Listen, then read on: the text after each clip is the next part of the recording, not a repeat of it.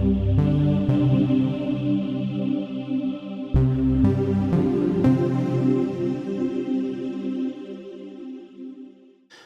and welcome to Synth and Sundry. Today we're going to have a look at another creative strategy from the book 74 Creative Strategies, which is the backbone of this series of ways of approaching music production. Today's episode will focus on critical listening. The first thing that you want to think about is why you're listening critically to a piece of music.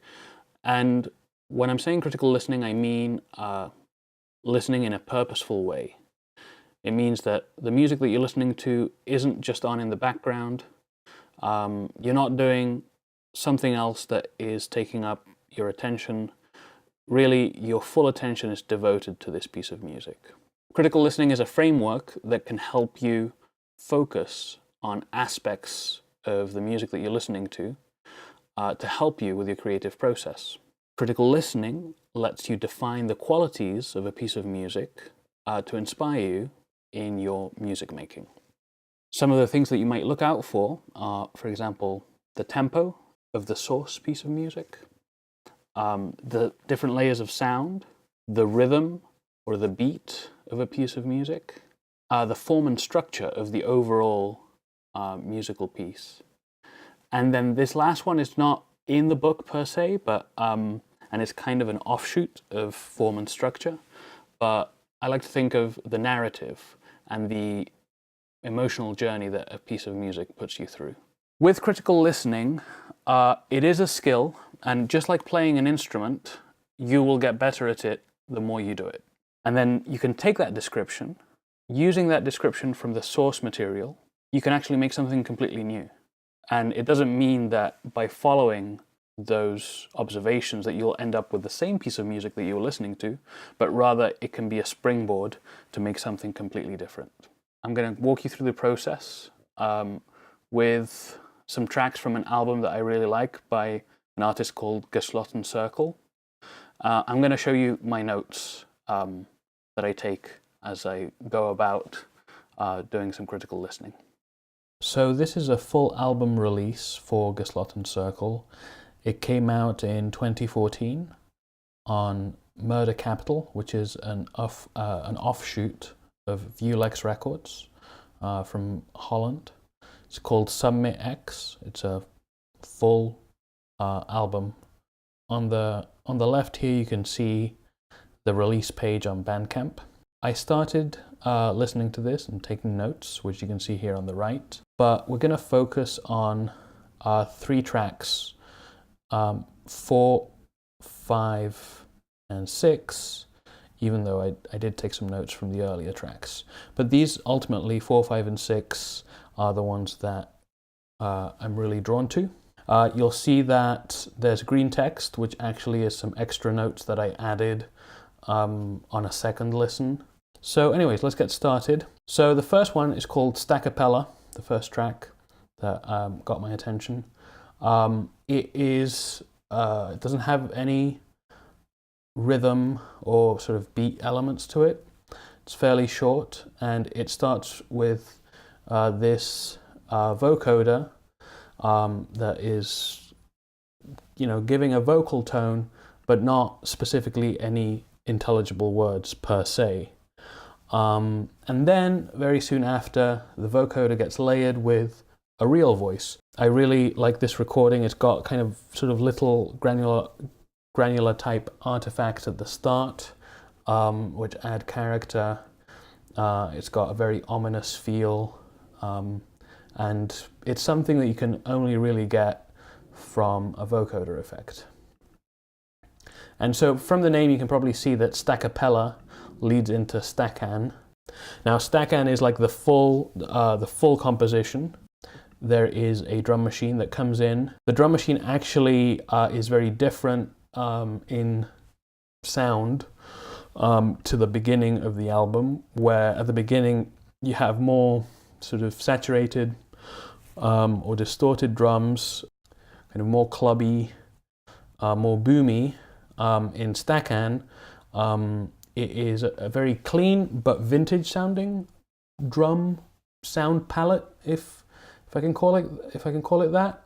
But it has this vintage feel, and the kicks have a sort of ping to them, a sort of very pleasing high end. It anchors the groove nicely. It's not just a sound design thing, but it actually makes the drum patterns more effective. The different sounds on the track, you have the vocoder that I mentioned that makes another appearance in Stackhand as well. It's the same type of vocoder that was in the Stackapella. You have the drum machine, which is cleaner and kind of has a more vintage sound. And because the tempo is slower, you really appreciate the drum programming. The natural voice that, like in the Stackapella, is sort of giving out vocal tones, but also in Stackhand there's actually lyrics as well. There is a sort of a lead that's distorted and gives us a brief synth hook, and that's pretty much all the elements. Vocals in this track are sort of spoken / sung. They're not in English, and I don't know what language it is. But then these vocals kind of alternate with the vocoded versions of the vocals. So these are the different sounds that come into play. The beat is not as kind of electro or clubby as Up Top on the earlier track. The hi-hats kind of have a very nice groove that makes me think of Kraftwerk and disco a little bit, kind of Euro disco.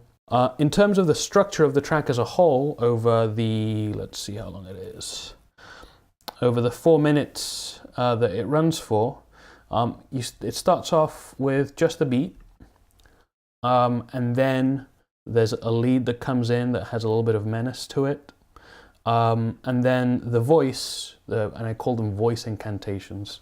I was just typing this up as I was listening to it. The vocal tones come in and add another layer of melody, but that lead that was there at the start drops off an octave, and then you have the lyrics in the foreign language that start up. And I added that they sit really nicely in the mix, which they do.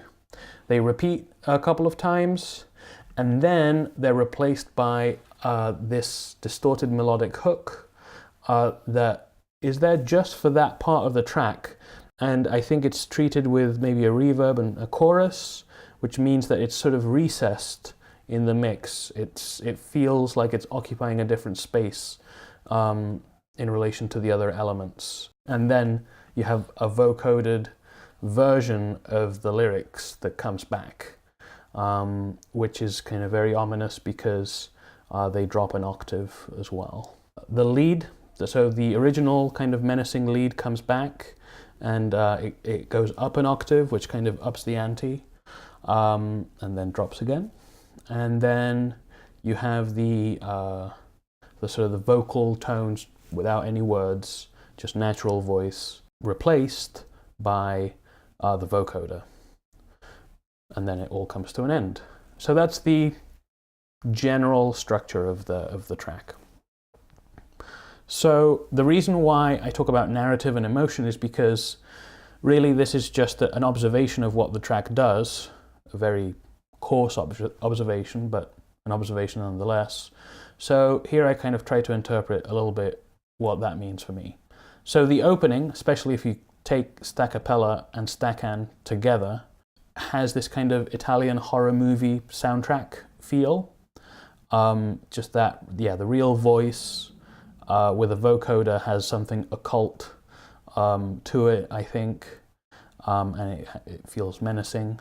I compared it to John Carpenter's music and Squadra Blanco, which is Legovelt's Alias, and I mean, it's essentially Legovelt being kind of playing out his fascination with John Carpenter's soundtracks.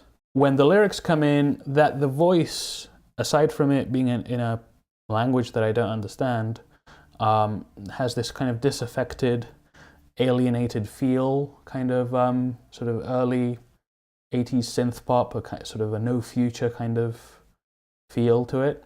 The vocoder and the sort of when the main lead drops to a lower register, so to a lower octave, just adds to the tension of the track, makes things kind of ominous. Is a word that I've used now several times in this so far.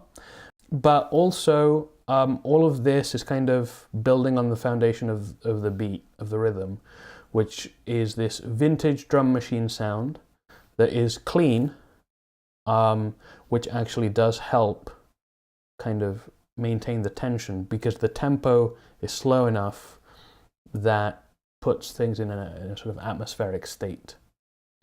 And then the track ends fairly suddenly, and because it's, in my opinion, it's a really great track, it leaves you wanting more. I would say tracks 1, 2, and 3 are pretty clubby and dark, and then Stackapella and Staccan have more of a sort of synth pop feel to them, but still kind of ominous and still kind of melancholy. But Chatters is playful and happy. The 12th note intervals definitely are the highlight for me.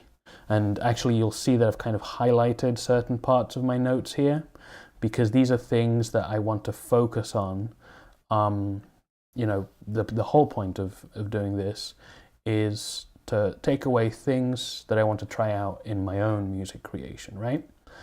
And I'll go over the things that I've highlighted and why.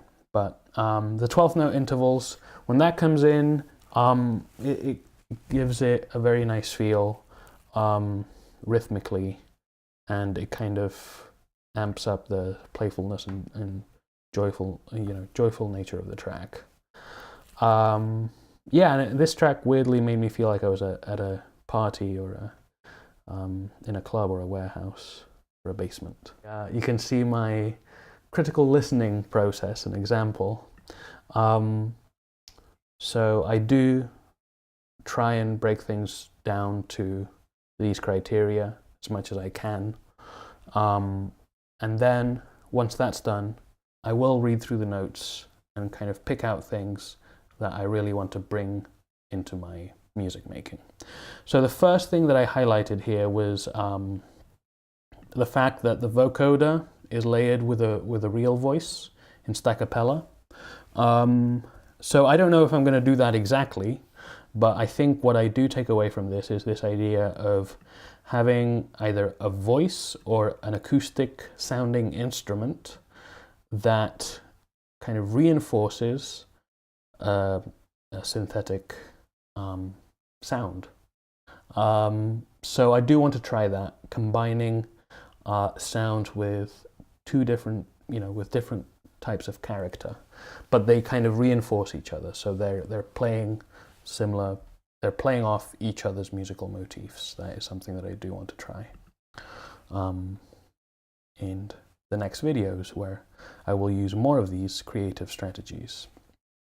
And finally, I guess I want to make a piece of music that it makes me feel like I'm in a party, in a warehouse. Maybe, yeah, an underground party.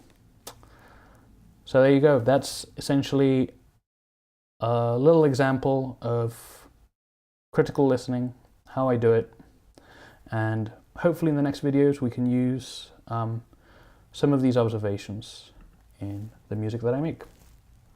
Thank you so much for watching. Bye-bye.